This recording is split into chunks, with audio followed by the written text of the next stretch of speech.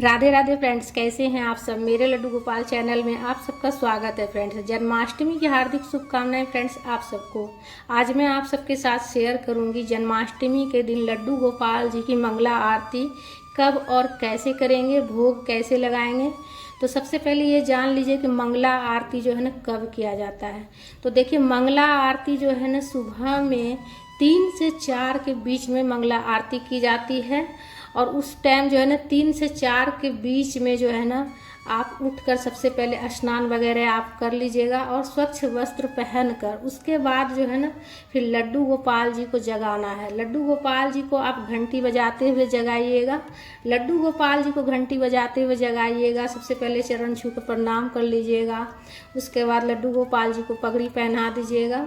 तो बांके बिहारी मंदिर में भी मंगला आरती और भोग लगाया जाता है बांके बिहारी जी को।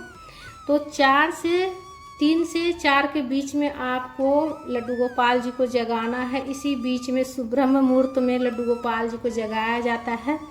अब थोड़ा सा से लेट हो जाए अगर तो आप 4:30 बजे तक भी आप कर सकते हैं।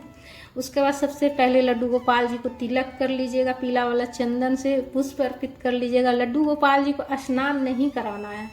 उसके बाद सबसे पहले जल पिलाएंगे हम लड्डू गोपाल जी को, इसलिए कि सुबह सुबह मॉर्निंग में सबसे पहले जल पीने का मन करता है किसी को भी, बच्चे को भी। तो लड्डू गोपाल जी तो बहुत ही प्यारे से नन्हे से बालक हैं। तो सबसे पहले लड्डू गोपाल जी को जल पिला लेंगे। उसके बाद जो है ना लड्डू गोपाल जी को भोग लगा लीजिएगा। भोग में आप जो है ना मिठाई का भोग लगा सकते हैं, माखन मिश्री का भोग लगा सकते हैं। उसके बाद आरती कर लीजिएगा।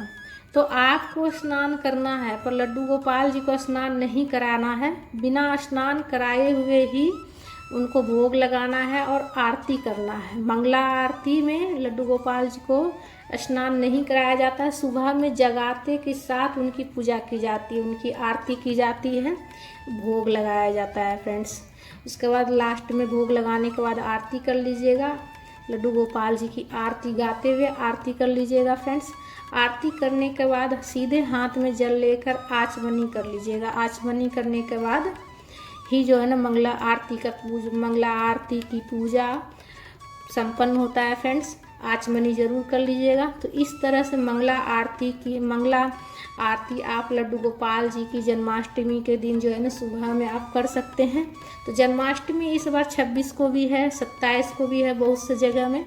तो आप जिस दिन आप जो है ना जन्माष्टमी का त्यौहार मनाइएगा तो उस दिन आप सुबह में मंगला आरती आप ज़रूर कीजिएगा फ्रेंड्स। लड्डू गोपाल जी का मंगला आरती सुबह में 3 से 4 के बीच में आप लड्डू गोपाल जी को जगाकर और उनकी पूजा कीजिएगा, आरती कीजिएगा। स्नान नहीं कराना है लड्डू गोपाल जी को।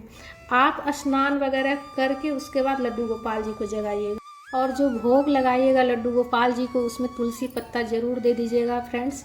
तुलसी पत्ता के बिना लड्डू गोपाल जी का भोग अधूरा होता है, इसलिए तुलसी पत्ता ज़रूर डाल दीजिएगा भोग में। लड्डू गोपाल जी के जल में भी तुलसी पत्ता दे दीजिएगा और भोग में भी तुलसी पत्ता दे दीजिएगा। राधे राधे फ्रेंड्स। मंगला आरती करने के बाद आप 1 घंटा के बाद, आधा घंटा के बाद, 2 घंटे के बाद आप स्नान करा दीजिएगा लड्डू गोपाल जी को। ठीक है फ्रेंड्स।